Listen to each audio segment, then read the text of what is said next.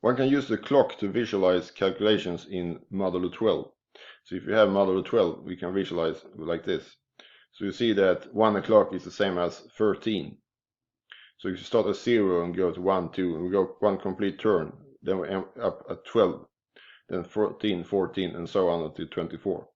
So just as a normal clock, we see that 0, 12, and 24 is the same time, and then 1 and 13 is the same time. And similar to that, we have, for example, in modulo 12, we have that 13 is congruent to 1 in modulo 12. And for example, that 0 is congruent with 12 is congruent with 24 in modulo 12. You can also use a clock in other, if you don't have modulo 12, but say that you have modulo 5, you can make an analogous clock. So if you start at 0 o'clock, then you have 1, 2, 3, and 4, and 5 is the same in modulo 12 as 0. Then you can continue around here. So you can visualize calculations in modulo 5 with a clock with 5 hours instead of 12 hours as in modulo 12. So say for example that you want to calculate 3 plus 4. So you want to calculate 3 plus 4 in modulo 5. Then you can start here in 3. Then you walk 4 steps. And then you see you end up at 2. So this is the same as 3 plus 4 is the same as 2 in modulo 5. So you can visualize your calculations with the clock. Let's say we want to find out if 123 plus 241, if that's divisible by 12. So does 12 divide this? That's the same thing as we want to find out that if 123 plus 241 is congruent to 0 in modulo 12. Okay, so we can calculate here now. For example, 123 plus 241 was 364. Is that congruent with 0 in modulo 12?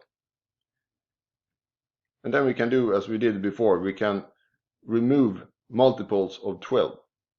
And we see, for example, that 12 times 3, that is 36. So we can take 120 times 3. That's a multiple of 12. This is 360. So you can remove 360. So you see this is 4. Or we could have gone in smaller steps if we don't see this immediately. So you see it's congruent with 4. And that's the smallest number, non-negative number it is congruent with. So we see this is not congruent with 0 modulo 12. So this number is not divisible by 12. Okay, let's take another example. For example, is 62 times 123. Is that divisible by 6? So then we can investigate if this is congruent with 0 in modulo 6. Okay, so we want to change here and down, but instead of multiplying this first, we could exchange each separately. When we see 62, we can change that to 2, since 62 is congruent with 2 in modulo 6, since these two are separated by a multiple of 6. For example, 6 times 10, that's 60. So they're separated by 60, that's multiple of 6. So we can exchange this with the 2. Same here, 120, that's a multiple of 6, so we can remove 120. So 2 times 3, and that's equal to, and if it's equal to, we can also write that it's congruent to 6. And 6 is of course congruent with 0 in modulo 6. So we see that this number is congruent with 0, which means that it's divisible by 6. So there's another example how we can find out if something is divisible by 6. We could also have done that here. We can, instead of adding these two first with 364, we could have removed multiples of 12 of this one and this one separately if we wanted. For example, 123 plus 241 in modulo 12. We see that 120 we can remove, then left it 3. 240, that's a multiple of 12, remaining 1. So this is 4. So you've got the same as here. And 4 is the smallest one in modulo 12. So this is not congruent with 0.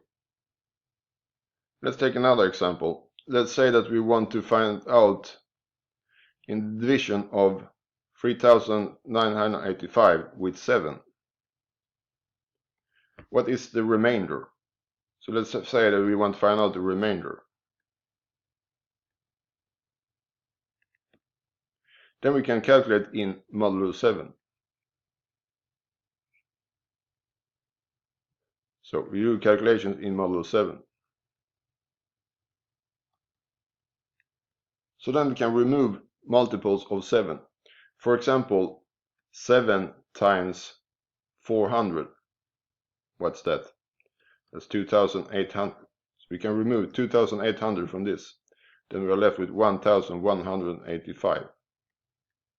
We don't have to see the optimal way of reducing first. We can take it stepwise. Then we can remove a multiple of 7 from this. For example, 700.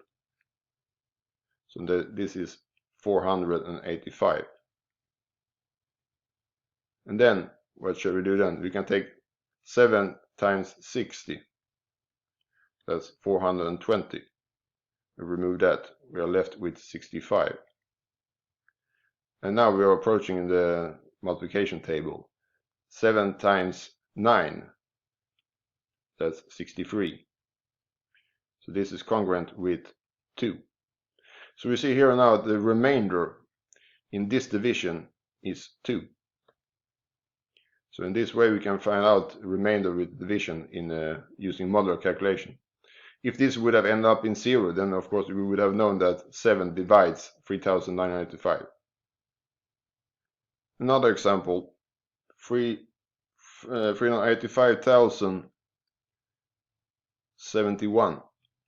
Is that divisible by 6, for example? So does 6 divide this? And of course it does not divide this, because this is an even number and this is an odd number. So that's not possible. But it is the principle we're after here. And then again we can do calculations in modulo 6 this time. So removing multiples of 6. For example, 300,000 we can remove. Since 300,000 is 6 times 50,000. And now we can remove 60,000. Since that's a multiple of 6. And we can remove 24,000, since 6 times 4 is 24. So 6 times 4,000, that's 24,000. So we can remove 24,000, that we have 1,071 left. Then we can remove 600, so we have 471 left. And then the multiple of 6, for example, 6 times 7, what's that? That's 42.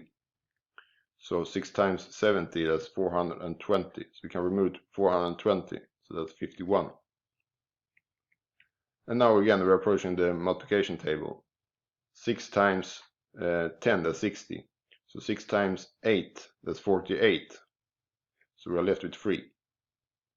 But this is the smallest number, larger than equal to 0 and smaller than 6. So when we end up with a number here between 0 and this here, then this is the smallest one. Then we know this is the remainder of this division. If we take the division here,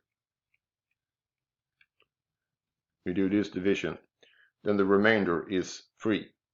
But then we don't know that this is not the case. So 6 does not divide a number. So we have that 6 does not divide. If we look at modulo 2, So look at modulo 2. What do you have then? You have that 0 is congruent with 2, is congruent with 4, 6, and so on. So we have that all the even numbers are congruent. And in the same way, all the odd numbers are congruent in modulo 2.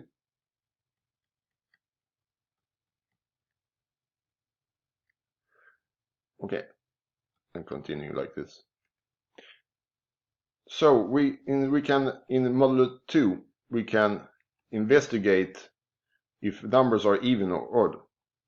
So that means, for example, if a number is congruent with 0 in modulo 2, then we know it's an even number. And if the number is congruent with 1 in modulo 2, then it's an odd number. And then we can do something a little bit clever. We can, earlier when we tried to prove, for example, that odd plus an even number, that's always an odd number. We wanted to prove things like this. This we can do in much more simple way now using congruence. For example, say we want to prove this. Then we have that instead of writing like this 2m plus 2m plus 1 and so on, doing like that, we can calculate in modulo 2. Because in modulo 2, we know if it's an odd number, it's congruent with 1. So let's say that this odd number, we call it A. And this even number, we call it B. In modulo 2, we know that this number is odd, so it's congruent with 1. And B is even, so it's congruent with 0. So we have here 1. So you see here the sum is congruent with 1. But that means that the number is odd. And therefore we have proved that it's odd. So you see that an odd plus even number is odd.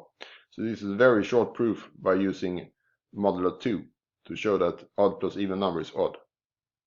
In the same way, you could show that odd plus odd is always even, and so on. So we can also show that, for example, the product of an even number and an odd number, that is always even. For example, if we have 6 times 7, that's 42. So here we have even times odd, that's even. And this always is the case.